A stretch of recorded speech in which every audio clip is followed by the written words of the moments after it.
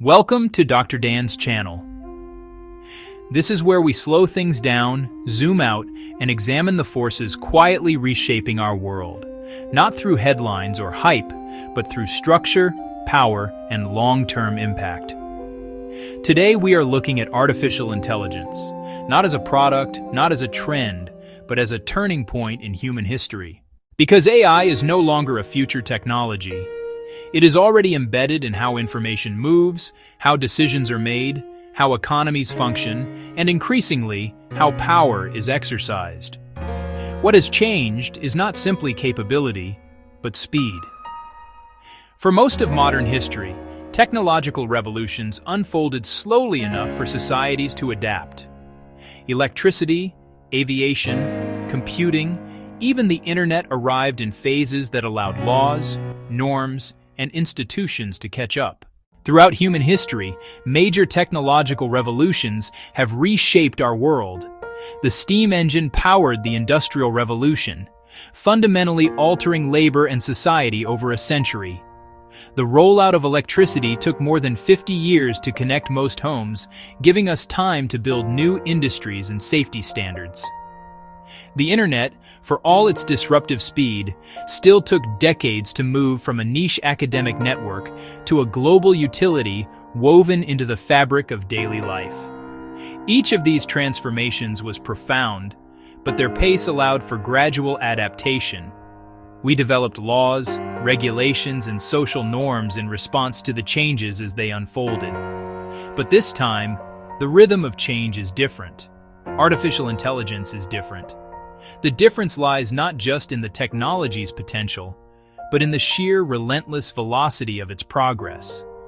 This isn't a linear progression that we can comfortably track and react to.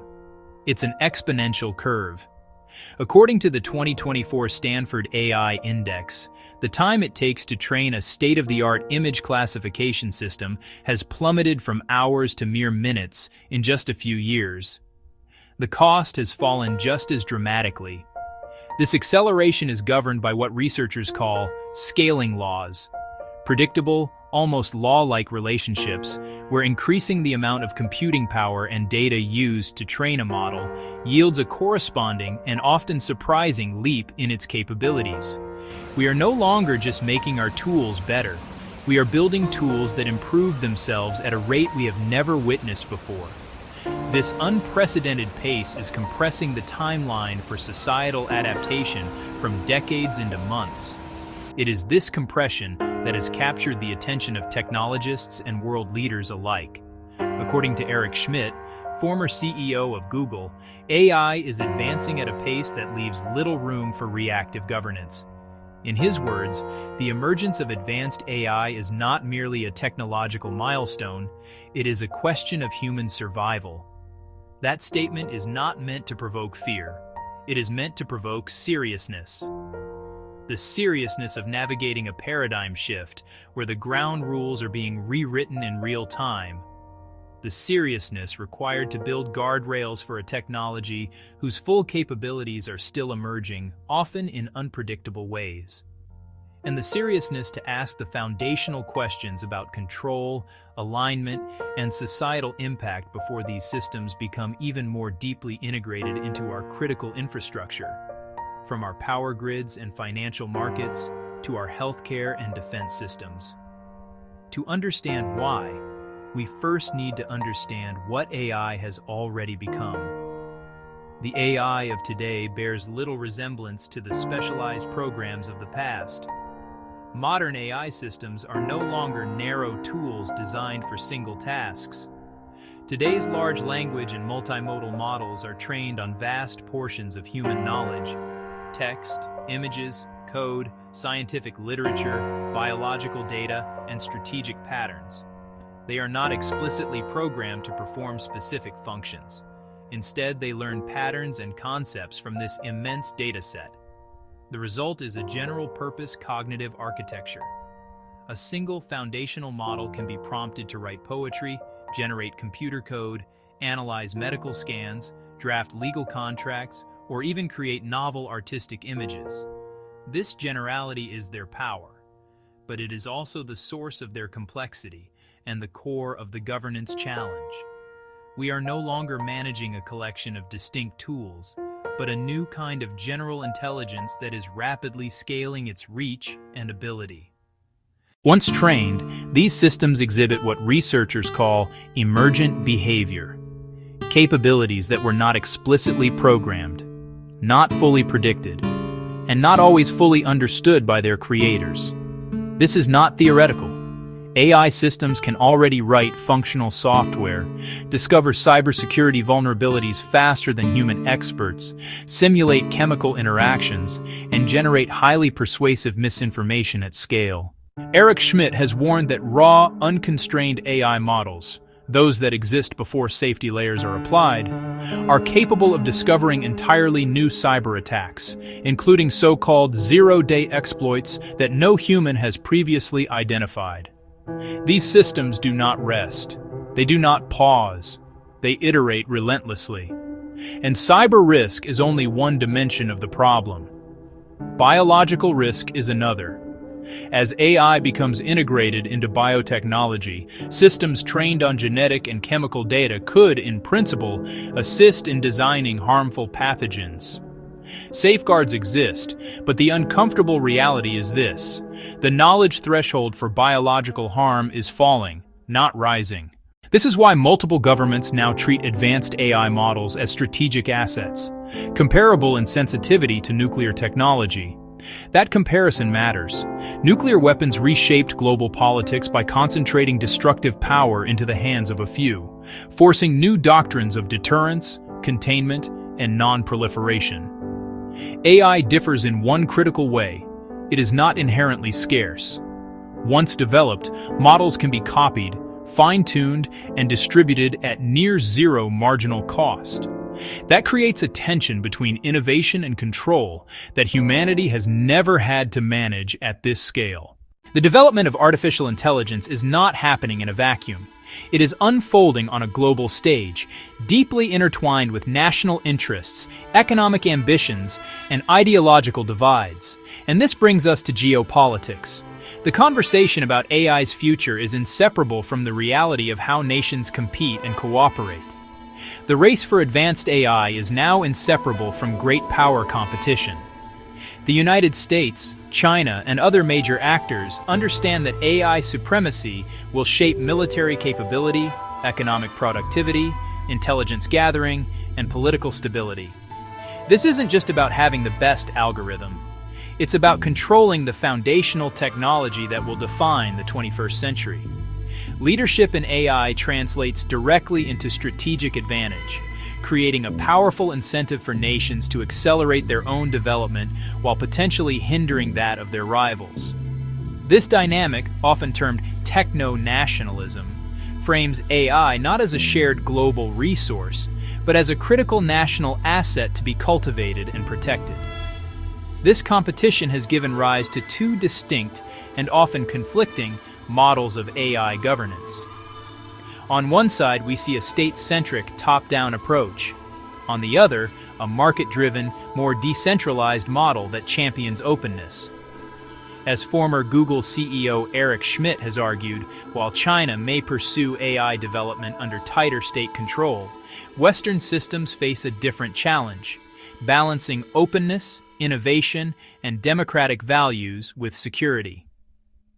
In the West, this balancing act is playing out through ambitious regulatory frameworks. The European Union's AI Act is a landmark example.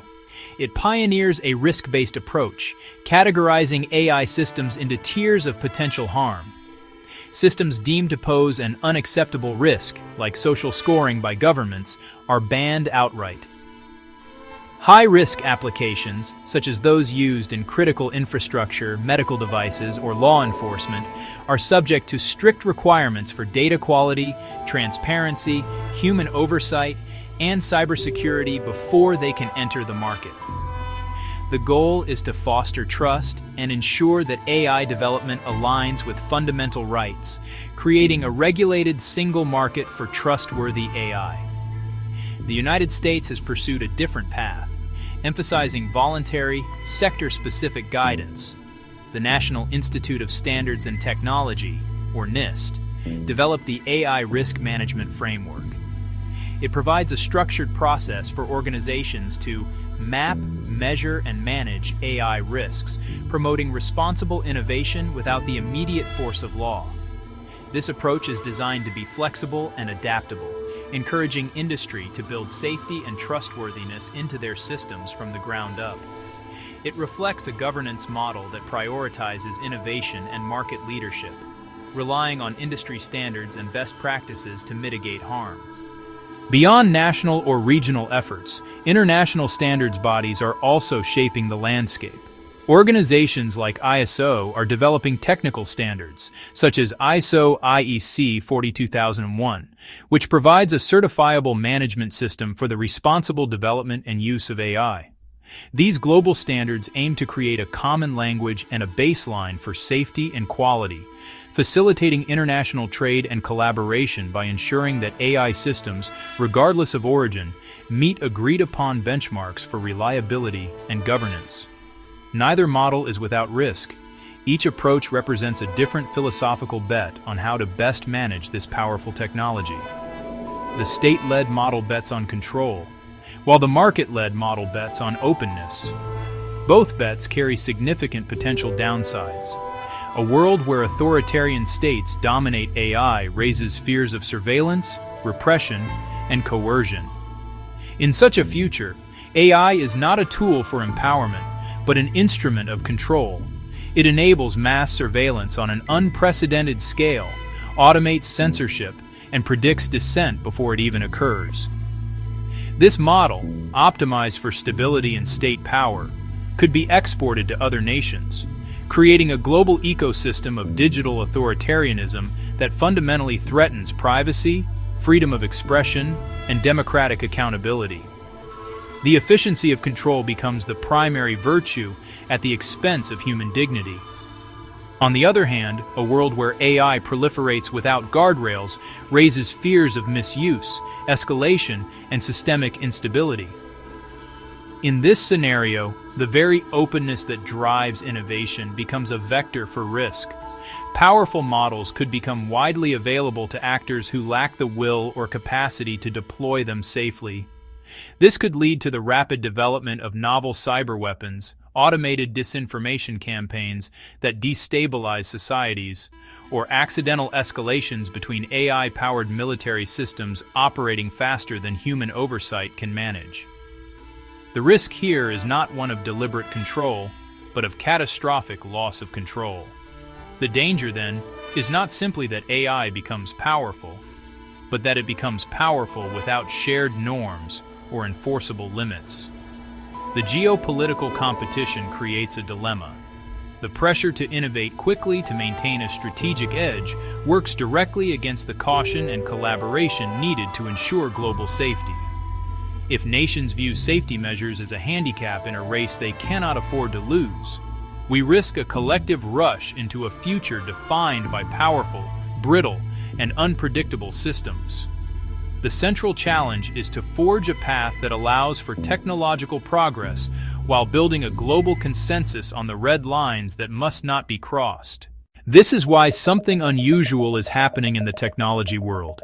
For decades, the prevailing ethos in Silicon Valley was one of permissionless innovation. The mantra was to move fast, break things, and resist government intervention at all costs. Regulation was framed as a cumbersome, slow-moving force that would inevitably stifle creativity and bog down progress in bureaucratic red tape. The architects of the early internet and the social media giants that followed largely succeeded in building their empires in a regulatory vacuum, arguing that the market and the swift pace of technological change were the only forms of oversight required. But with artificial intelligence, the ground has shifted. The very people building these systems are now at the forefront of a global conversation about the need for guardrails. Many of the people closest to AI are now calling for regulation. This isn't a reluctant concession. In many cases, it's an urgent plea. The leaders of the most advanced AI labs, from OpenAI to Google DeepMind and Anthropic, have testified before governments, published policy papers, and publicly stated that the risks of unconstrained development are too great to ignore. They understand, with an intimacy that few others possess, that the scaling laws driving AI progress are pushing these systems toward capabilities that are not fully understood and may not be fully controllable without a new framework for safety and accountability. This call for oversight is a profound departure from the tech industry's historical posture. Historically, tech leaders resisted government involvement, viewing it as an obstacle to innovation. With AI, that logic has changed. The reason is simple. The potential failure modes of advanced AI are fundamentally different from a website crashing or a social media platform having a bad quarter. The risks are not just economic, they are societal and potentially even existential. The very properties that make AI so powerful, its ability to learn, adapt, and operate with increasing autonomy, are also what make it uniquely hazardous if not developed with extreme care. The builders recognize that they are creating not just a new tool, but a new kind of actor in the world. There is growing agreement that guardrails are not optional. This consensus is crystallizing around a set of core principles, many of which are reflected in emerging frameworks like the OECD AI Principles and the US government's executive orders. A key component is transparency. This includes proposals for model cards and system cards, essentially standardized nutrition labels for AI that document a model's capabilities, limitations, training data, and performance benchmarks. Another critical element is a framework for mandatory incident reporting. When a powerful AI system behaves in an unexpected or harmful way, there must be a formal process to report, analyze, and learn from that failure, much like the aviation industry does with flight incidents. This creates a vital feedback loop for the entire ecosystem. These include mandatory safety testing, limits on deployment, international coordination, and clear intervention points, moments when systems must be paused or shut down if certain thresholds are crossed. The concept of safety testing is becoming increasingly sophisticated. It's not just about checking if the AI can perform its intended task. It involves rigorous red teaming, where security experts actively try to make the model fail or produce harmful outputs. It also includes testing for what are known as dangerous capabilities. Before a powerful new model is deployed, it would be evaluated in a secure environment to see if it has acquired skills it was never trained for, such as the ability to autonomously replicate, manipulate financial markets, or design novel weapons. Organizations like Anthropic have proposed a responsible scaling policy, which explicitly links the level of safety precautions required to the model's observed capabilities. One such threshold is recursive self-improvement. This is a scenario that has long been a staple of science fiction, but is now a subject of serious technical discussion. It describes a hypothetical point where an AI system becomes capable of iteratively and autonomously improving its own source code or architecture. If the cycle of improvement becomes faster than human experts can safely vet and understand, we risk a runaway intelligence explosion. The system could rapidly evolve in unpredictable ways, pursuing goals that may diverge from human intentions. This is considered a critical line that, if crossed, would represent a fundamental loss of meaningful human control. If an AI system becomes capable of improving its own architecture faster than humans can evaluate those improvements, oversight collapses. At that point, control becomes theoretical rather than real. This is why the concept of intervention points is so critical. It's not enough to simply monitor the system. There must be predefined, technically robust mechanisms to halt it. These are often called circuit breakers or kill switches. They are tripwires that, when a dangerous threshold is crossed, automatically pause the system, restrict its capabilities, or take it offline entirely. Defining these thresholds in advance, before a crisis, is one of the most urgent tasks facing AI governance. It's about building the brakes before we find out we're going too fast. Schmidt has been blunt on this issue. If AI systems begin communicating in ways humans cannot understand or optimizing goals humans did not set, that is the moment to pull the plug. That idea may sound dramatic, but it reflects a simple principle. Control is not philosophical. It is practical. If humans cannot observe, interpret, and intervene, control no longer exists. Yet despite all these risks, Schmidt's deepest concern is not runaway AI. It is hesitation. He fears that humanity may fail to deploy AI fast enough in the areas where it could do the most good. Healthcare, education, scientific research, and public administration. AI could dramatically improve medical diagnostics, personalize education across languages and cultures, and reduce inefficiencies that trap billions in poor health or limited opportunity. The tragedy, in his view, would be allowing fear, inertia, or misaligned incentives to delay those benefits, while less responsible actors move ahead regardless. This is the paradox of artificial intelligence. Move too fast and risk losing control. Move too slowly and fail to solve problems that already cost millions of lives. The challenge is not choosing between progress and restraint. It is designing systems, technical, political, and ethical, that allow both. AI will not arrive in a single moment. There will be no clear dividing line between before and after. Its power will accumulate quietly, unevenly, and irreversibly. The decisions being made now about governance, deployment, and values will shape not just markets or industries, but the structure of human agency itself. Artificial intelligence is not replacing humanity, but it is redefining what it means to decide, to act, and to wield power. And whether that future strengthens human flourishing or undermines it depends less on the machines and more on the choices we make today. If this analysis helped you see artificial intelligence differently, take a moment to subscribe to Dr. Dan's channel. These long-form conversations are about understanding power before it becomes obvious, and that only works when thoughtful people stay engaged. Like the video so it reaches others who want depth, not noise. And share it with someone who still thinks AI is just another tech cycle. Stay curious, stay ahead, and I'll see you in the next one.